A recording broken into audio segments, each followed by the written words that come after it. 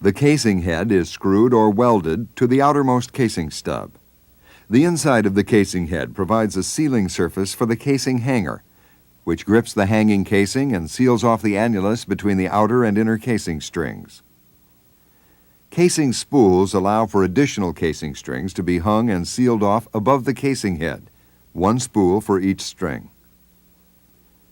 The tubing head performs a function similar to the casing head in that it accommodates a tubing hanger, which usually screws onto the top of the tubing string or strings and seals off the tubing casing annulus with metal-to-metal and/or rubber sealing elements.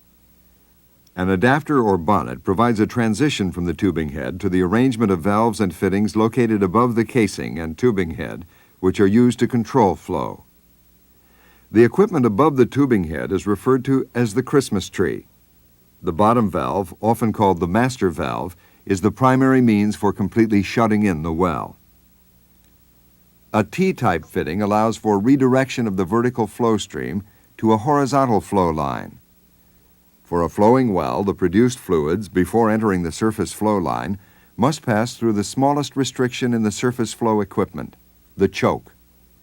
The choke is used to control the production rate, perhaps to prevent sand production or to maintain the most efficient rate for the well. A choke restricts the area available for flow through a bean or orifice of a specified diameter that must be inserted into the choke body. The smaller the diameter of the bean, the lower the production rate.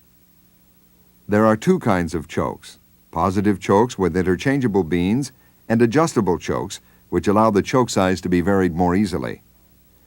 Note that tubing pressure is measured upstream, that is, on the wellhead side of the choke.